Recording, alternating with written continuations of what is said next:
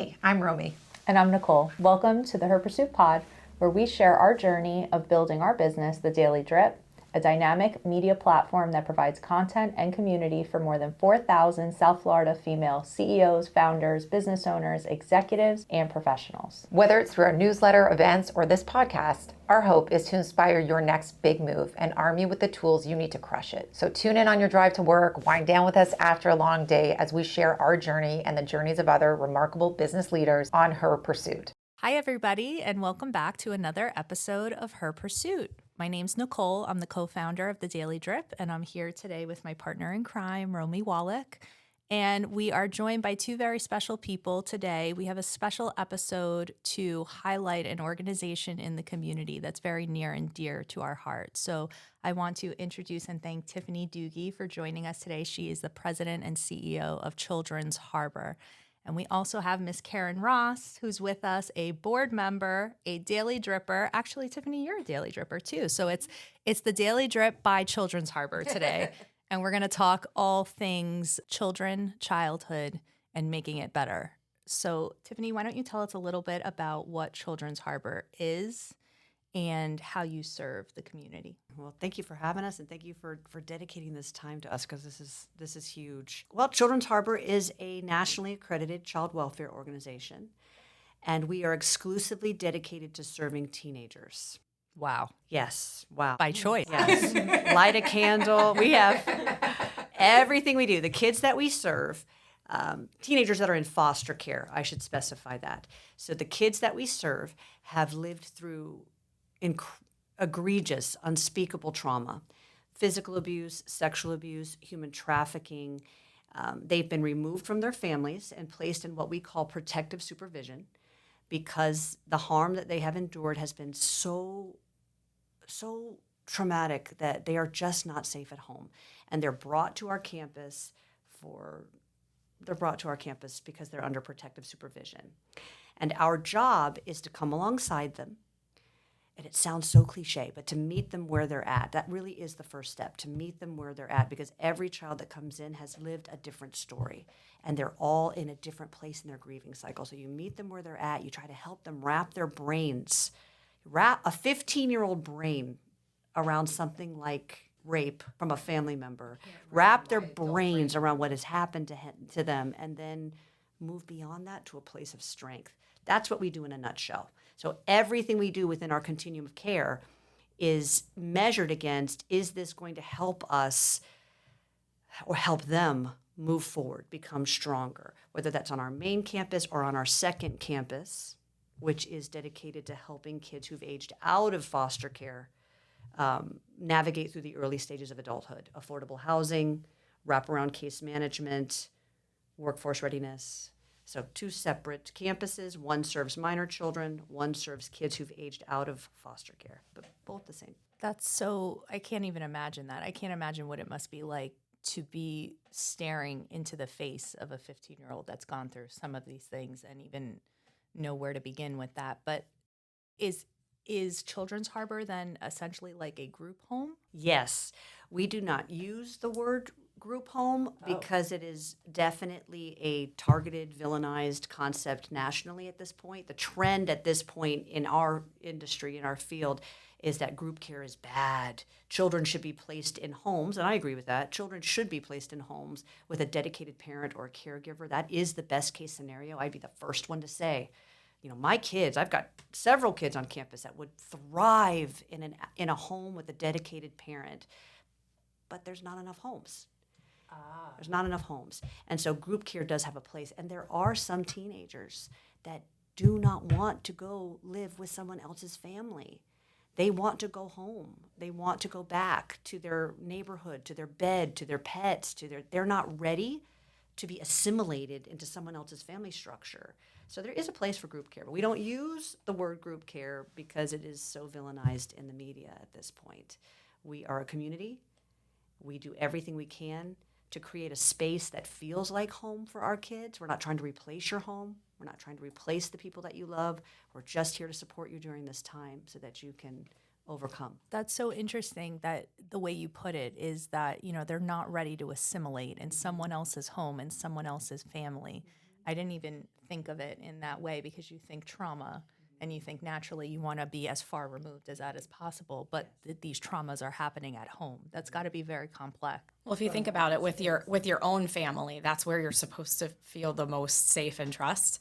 And when that trust is broken, how could you imagine feeling safe with another family? It's almost second best for them to be with other kids that they can connect with. They don't feel ashamed, like I'm the only one. You know, they're in a group setting where they can connect with other teens that have gone through similar situations. Yeah, I think it's really hard when you're going through something. I don't understand that kind of trauma, but I think when you've gone through something extremely traumatic, there's something to be said for being around people that can somewhat at least relate or connect to that experience. And I think it's sometimes hard to be around or even be surrounded by people that, even with all the love and affection that they want to pour into you, they can't begin to understand. And there is something that feels, and it's just not, there's like an uncomfortableness with that in and of itself. Also, with this level of trauma, the average foster parent, and keep in mind that I supported foster parents for the first part of my career for 15 years. So that's what I did. I trained, I licensed, I supported foster homes, I matched them to children. So I'm very, very familiar with the capacity of the average foster home. Most foster homes, foster parents do not have the level of training that they need to have to support this level of trauma. Adolescents, when your kids are grown, you know what it's like to raise a teenager. They're difficult when they're coming from healthy situations, but if you add on the fact that they have endured egregious trauma and what that does to your psyche, the roller coaster, the mood swings, sometimes we're having.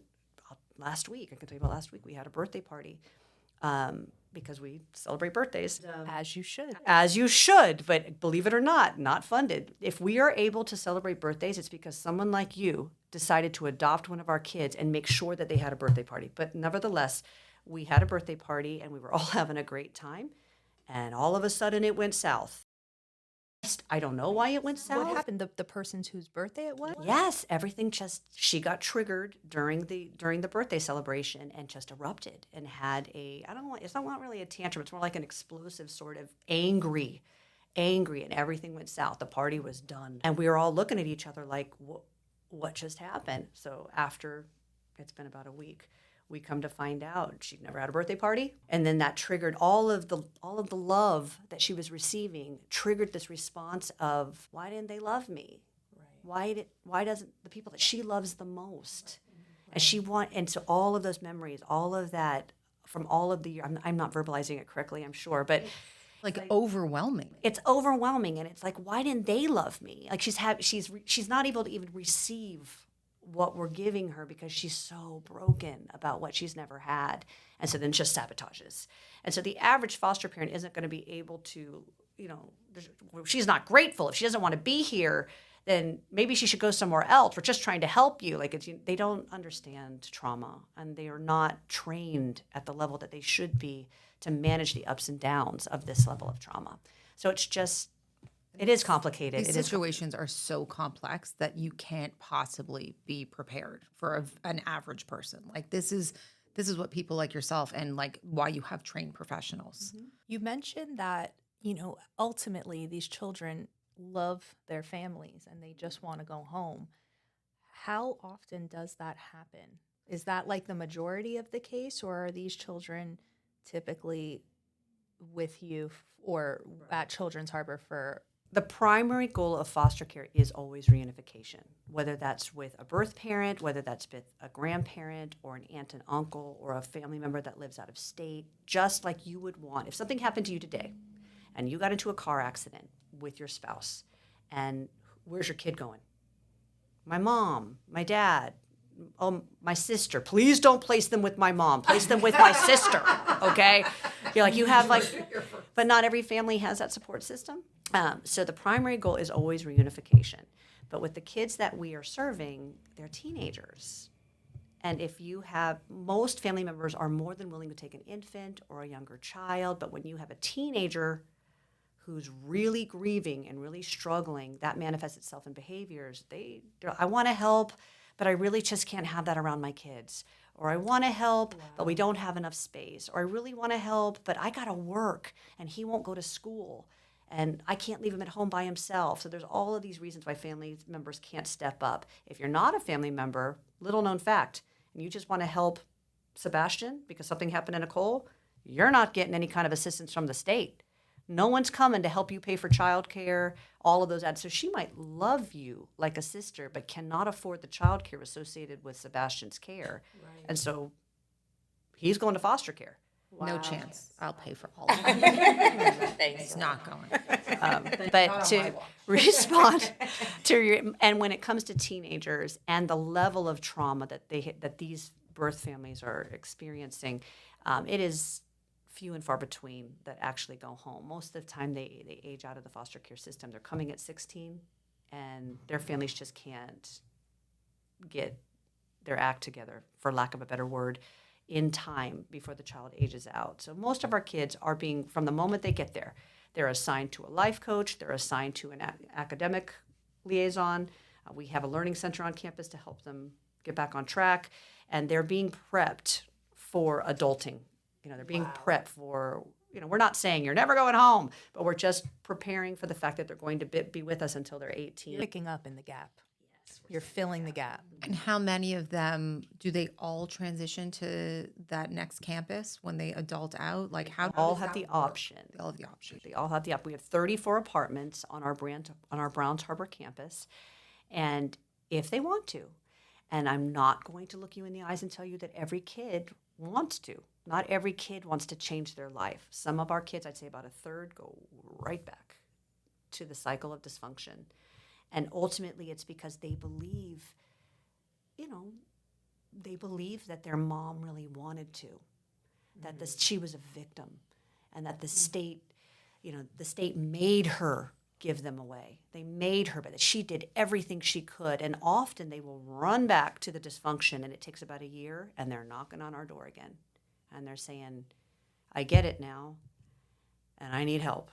But that first year, it's like Catholic schoolgirl gone wild for a few of our kids. They get, I'm free! And they just, do their thing for the first year. But that they do have the option of coming to Browns. Oh, wow. You just talked about a lot so they get a life coach, they get an academic liaison, they have access to a learning center. So does your campus look like college? Like, what does your campus look like? Like, you're talking about a lot of things. Like, walk us through, for anyone listening, what does it look like to drive onto the Children's Harbor campus? What are they going to see? Karen, you tell us that. Children's Harbor campus is very warm and welcoming. It doesn't look like a group home situation. It doesn't look like a cell block. I think, my first thought of a group home situation would be like, cell block, right? It doesn't look like that. There are multiple homes. So there's a boys' home, girls' home, and there's a maternity home. So it is a large acreage out in Southwest Ranches that has homes. They have large pavilions for them to go outside, hangout areas, basketball court. And then when you go into the homes, there's, common areas, living room, kitchen, dining space, and then they have their own individual rooms. Like a real house. It's a real house. How many per build? Like how many per So building? there are 5 kids, teenagers per building. Okay. And then in the maternity house, the mother and the child are together in the maternity house. But it's very welcoming. It's very safe. The new gate was put in 2.5 years ago. 2 years ago. Finally. They need to feel safe. That's the most important thing, is safety. And the campus is really off the beaten path.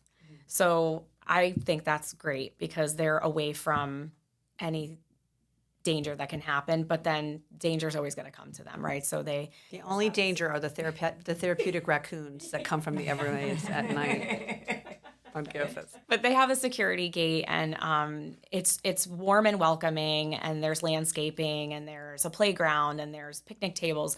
So it's warm and welcoming for them to go. And then there's the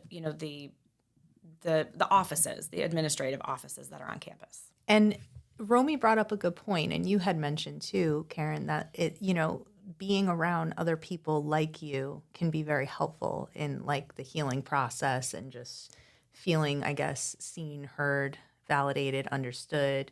And so is there programming around facilitating relationship building amongst the kids? Like, is that part of what happens there besides life coaching and academic learning and all that? That's a great question. So we are in the process of developing almost like a big brother, big sister mentorship program because the board development is really on fire.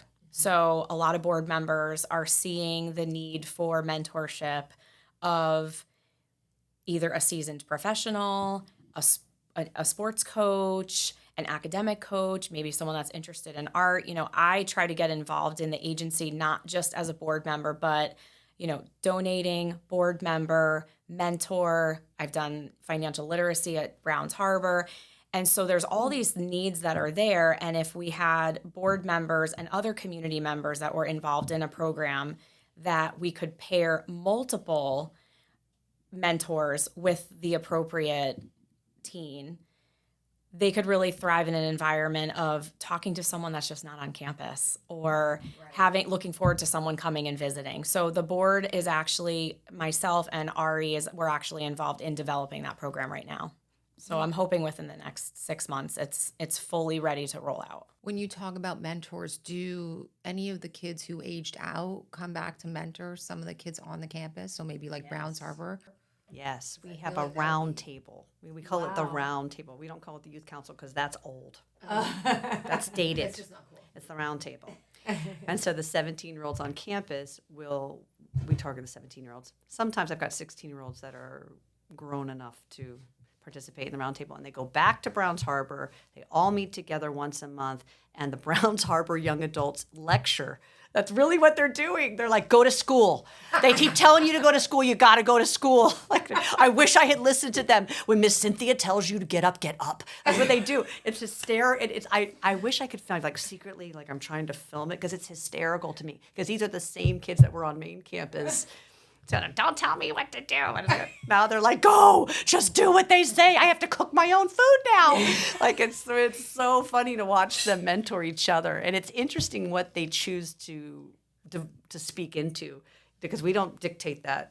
You just kind of give them the space. Tell them what you think they should know. And then they talk about the most interesting things. It's always more powerful peer-to-peer, I think. Yeah. And even, in any capacity, whatever you're doing, even we see that in like masterminds or business programming, leadership programming. There's something powerful about peer-to-peer, sitting next to someone. Yeah. They feel connected to that person. And I've had teens come out to our firm, and we've done internships, and it was so exciting because she learned, I absolutely do not want to be this. I do not want to be a CPA. I hate this.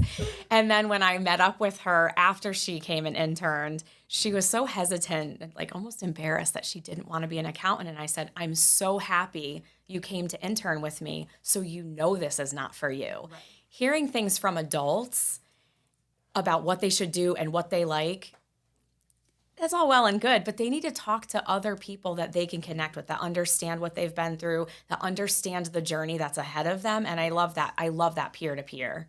And they get to see what's possible. Yes. Right? Like I would feel, it must be amazing for these kids to hear directly, to see these kids have come from where they've come from and look at how they're doing. They're thriving. Yes. And to be able to learn from that and just feel like there's light. Mm-hmm. Oh, yes. We just actually, one of our girls, Natasha at Browns Harbor, works for Memorial. Wow. She started entry level. Oh, yes. We've got such great community partners, and they give us those entry level opportunities. But she started at Memorial, and she's, you could span your whole career at Memorial. Right. Absolutely. It's like its own city. Every aspect of anything you can do. You can be an accountant at Memorial. You can be anything at Memorial. So she started at Memorial. She's working her way up to what she wants to do, and they gave her an opportunity without even going through us. They said, would you mind, we also support another organization in town, would you mind going and speaking to these kids about your path? And I didn't even know she was going. And it was Memorial that called me yesterday and said, we asked Natasha to do this. And I immediately went into Mama Bear. I said, you did what? You asked her to do what? Who was there with her? Nobody was there. She just went by herself. And he was talking about how the other kids were just enthralled. They were just looking at her. And he said, you could see their hope. Like, if she can make it out, I can make it out. This is literally a conversation I had yesterday, and he was like just so moved because she was so nervous to tell her story, and she's telling her story about how she, and it is so special to watch them kind of step into their power and realize they were more than what happened to them. Well, and to see what it looks like. Like there's such a, sometimes we need the frame of reference. We need the context. It's one thing to talk about these ideas, in a vacuum, but then to see what it looks like and see it happening and see her there live in the flesh telling her story and then going back to work and, doing it. There's something very powerful about that. I could talk about this story forever. Look at me, I'm just sitting back in my chair. Because this little girl, well, she's not a little girl, she's a young woman now. But this is a child who came to us at 17 and I've never met a child who was so, like her self-speak, she just hated herself. She hated the way she looked. She's never, body dysmorphic disorder on to the 100th degree. Like everything about her was ugly, everything about her was wrong. We would take a picture and she would just, more than your average teenager, just hated herself, shrunk as low beneath the table as she could possibly get, never wanted to be seen, wanted to be invisible. And the idea that she was standing in front of a group of others, sharing her story with confidence is just why we clock in every day, honestly, for that one. And there are so many stories like that, to watch them step into their power and realize that they were more than what happened to them, that they're more than that moment, and that their story matters to people. And just I'm listening to you talk about these stories and tell us about Children Harbor, and you're using the words our kids, my kids, Mama Bear, who was with her, Mama Bear, but I think about, it reminds me of a recent post you made not too long ago at the start of the summer. You had how many kids graduate high school? Collectively, I think we had 13 this year, which is huge for us. Huge, right? Because we're on campus, and then the rest were right. And I remember looking at the post and reading it, and you shared a lot of statistics around how truly accomplishing that was for all of them and for Children's Harbor, and to have helped them achieve that milestone against all odds. But, in it, you call them all your kids. You were there. They're all in caps and gowns. And there you are with air horns. And our embarrassing signs. And signs and pictures. And then Did you see the one of Tenchi rolling her eyes at us? There's yes. We were there. Those graduation ceremonies are so boring. I know I'm on record, but oh my gosh. And we're not just going to one, we're going to a lot. There's a lot of kids in these public schools. And so we were embarrassing her, and there's a video where she turns around and she's mortified. Like she's just like, her eyes roll back in her head. She was so mad, and I love it. That's our job, to embarrass our kids. Did you embarrass your kids? Neither of my kids got a graduation, visibly, thanks to COVID. So we just cheered in the living room. And my other one was like, oh, it's not worth it. Don't worry. Too many people. That's so sad. But no, don't worry. I find other ways to embarrass them. There's plenty. It's not specific to graduation. There's a whole range. That's how they know they're loved. 100%. With your embarrassing big head, Yes. Like you do that. And I, for anyone listening, I challenge you to find a CEO as involved at the ground level with the work that they do than Tiffani Dhooge. You will not. You will not. And if you follow her on LinkedIn or you follow her on any social media, she is sharing a day in the life of what it's like to lead an organization like this and do this work. And it's emotional. There are some times I read her posts and I watch her posts and I think to myself, I don't know if I could do this work every day. I don't know if I'm built for it. And to see you do it with such passion, such love for the kids, in spite of all the challenges that may come with loving these kids. It's it really is incredible what you do and how you do it. But I have to imagine what an operation it must be to run this campus with all these houses. How big is your staff? You're offering all these services for the kids on site. What does this operation look like? We have about 75 employees. We don't use the word employee, though. We use team. Yes. Team members, 75 team members. And residential, of course, is our largest program. and it's in each home, there's at least a dozen adults that are supporting that home. Our latest initiative this year, and Karen referenced it earlier, was the Learning Center, because we have an academic and life skills program. So that, because our kids, you're not just talking about physical abuse. Like we just kind of like, in society, you hear that so much, like physical abuse, sexual abuse. Like it's just become this, just normal. We're numb to it. They're not just coming to you with that primary indicator. There are years of neglect that have built into this family system that have led to the culmination of physical or sexual abuse. So most of our kids, when they're coming to us, we're able to test them diagnostically now when they come in. We have a full-time educator on staff. And the reason why we did that was because they're so far behind academically, and the school system is so under-resourced that they do not have the supports in place at each of the schools to support the IEPs that our kids have. So, for instance, we have a young man, I will not share his name, who is testing 3 years behind. And his school, he needs PT, he needs physical therapy, he needs speech therapy, and they don't have the resources at his school to provide him with that. And so he just hasn't had it. Our kids are the last to be reconciled and COVID just decimated our resources, and we're still feeling the consequences of that. Our kids are coming on.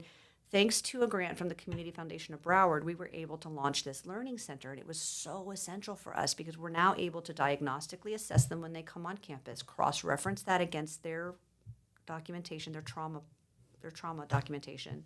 We call that a comprehensive behavioral health assessment. I'm trying to make it. We're able to cross-reference against that and their IEP and make sure that they're getting the services that they need, either in-house or through the school system. We can advocate for that now.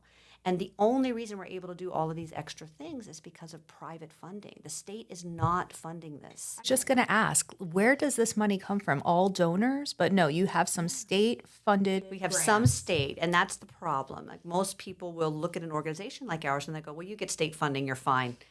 These charities, they're always hustling for money. I don't know where they think we're putting the money. But the state contracts only cover, Karen, 60%? Yeah. 60% of our budget. And it's a battle. It's a battle. And it's a battle to even get it. They're constantly grant writing. It's just a constant battle to get money from a system that has the money there to support. And that's just to give them the basic. Not even giving them. Think about We're this. paid for 3 square meals a day and sheets on the bed. You've got to make sure you have a bed. And then, of course, to staff. But I got to tell you, most of the staff that's supporting the house parent, they're making $17 an hour. Wow. You can work at Aldi's for $23 an hour as a cashier. So here we are working with the most damaged, marginalized kids in the foster care system, and the state is only giving you $17 an hour to pay for the people doing the work that no one else wants to do in the entire industry. Let's talk about very complex work. Like you might not need a lot of training to be an Aldi's cashier. You need a hell of a lot of training to do the work that they're doing. I'm sure the Aldi's cashier is very nice and very correct, but I'm sure that training. Working for Aldi. This episode is not sponsored by Aldi's. The complexity of the job of the training is arguably not as sophisticated as working with. If you could hear the arguments from Tallahassee about how expensive it is please, I welcome you. I will sit with our budget, and you can, if you are on the fence about supporting this agency because you only have so much money to give to charity, to choose a charity that's being I will sit with you, and you can go over every single line, every single expense, so that you can see with complete transparency where the money is going. And it is hard to find funding for these kids. Yeah, because we're not just talking about food and shelter. No. We're talking about their psychological well-being, their academic well-being. We're talking about a lot of services that are going into helping these children become well-adjusted adults. And giving them a chance. That is... And that's just to make them whole and make them normal teens. What about, we look at what we buy our kids as teenagers, a girl getting her hair done, her makeup done, all the things that girls want to do that every other teenage girl is doing in school, and there's no money for that. They barely have enough money for the basic needs just to make them whole, not the extras that make them feel really great about themselves. That, in my opinion, is just as important. Nails.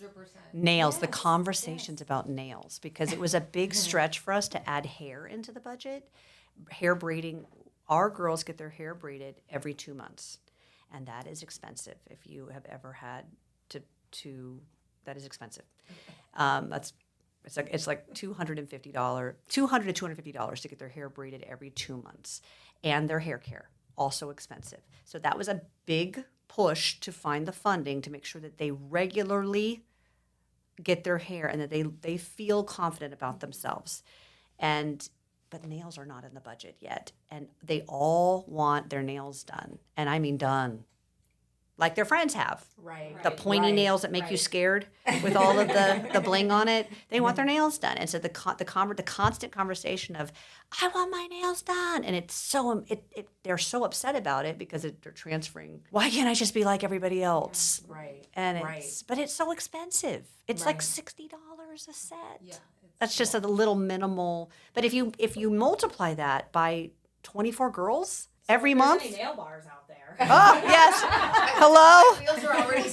Can you do pointy, scary nails with bedazzles on them? We will take like kind. For 24 girls every month? So, in all seriousness, as we wrap up this episode, what is needed most at Children's Harbor? How can the community get involved and help you guys? Is it board involvement? Is it volunteer involvement? Is it donating, which I'm sure is always the case? But, if you had to pick one thing that you would want the audience to know. And I wanted to add, like, you talk about businesses that are providing resources. Like, I would speak to that as well. Like, we have a whole audience of entrepreneurs that are offering services. Like, are there ways for them to mentor and provide? So many ways for a small business to give back, whether that's through in-kind, like I'll use the nails because we were just saying that, or I'll use a nail salon because we just use this example. A small business owner that owns a nail salon, they could choose to give in-kind to us. Like, I can do one girl a month. They could choose to mentor a girl who wants to do nails. Oh, wow. you know that my connection wheels are already exploding. Right, exactly. They could choose to apply to be a board member. I mean, we do not have funding for any kind of strategic development or consultation from the corporate world. So all of those things are very valuable. Karen donates hours of her time. I know she's a board member and everybody thinks they're supposed to, but she's an unpaid board member and she has her own business. Hours in our finance committee helping us make strategic decisions that are going to result in long-term sustainability. I mean, I know this is going to be shocking to you, I am not a math person. I can hold my own in a finance committee, but I do not have the level of expertise that Karen does. So that I would piggyback on that to say my goal is board development, because I see it from a very different side. And I see how, look, philanthropy is important. It's important to fill my soul. It's not what I do, it's who I am. It's who my family is. My son is doing his Eagle Scout project on campus because he has seen what the organization has done to feed my soul. And so he wants to do that. So I would wish for board members who have that same vision. Not the board members that just want to sit on a board for the sake of saying that they're sitting on a board. Or a networker. I would love to see more board involvement and engagement and development at multiple levels, because we're the ones with access. Yes. We're the ones with access. We're the ones with resources. We're the ones that can go out into the community and say, I've helped your business. I want you to help this organization. Or Tiffani can call me and say, hey, we really need this. Do you have anyone? Of course I do. We have 4,000 clients. Of course I have someone. So if we had more board development for people that really want to engage in philanthropy for their local community, these larger organizations and 501c3s are fantastic, but what about your back door, right? So let's help our own community. And I just want to see more active board members that are utilizing their own resources, it's so easy for me to utilize my own resources. It's so much easier for me than it is for the team over at Children's Harbor to grind their guts into the ground when they're already pushing a 70-hour work week. Right. And I think that I love what you said. It's not what you do, it's who you are. And I think, one thing I will say about the Daily Drip in our community is from the beginning, Romi and I have built this platform through relationships with the philanthropic community. We're both sort of givers, right? We both, if we can help, we will, whether that's a person, whether that's an organization. And we learned early on the power we have in mobilizing the Daily Drip platform for good. And I got to be honest, it feels amazing. It feels amazing when you can do something so simple and a big impact. And I think for so many people who sometimes feel lost in their journey, or they feel maybe unfulfilled, or they feel like they don't have as much value as they do, nothing will reshift your perspective than helping an organization like Children's Harbor, or helping someone and showing you, proving to yourself just how much power and influence and value you really do have.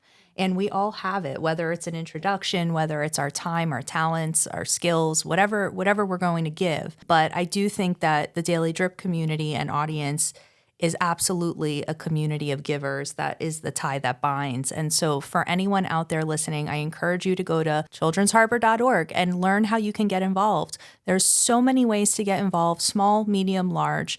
Follow Tiffani, follow the story of Children's Harbor and the work that they do, and go give. Thanks for joining us on this episode of Her Pursuit. You can listen to new episodes every other Wednesday on Spotify or watch us on YouTube. Stay in the loop on all our virtual and in-person events, read our latest articles, and catch new episodes by subscribing to our free weekly newsletter. Check out the episode notes for more details, and we'll see you here on our next episode of Her Pursuit.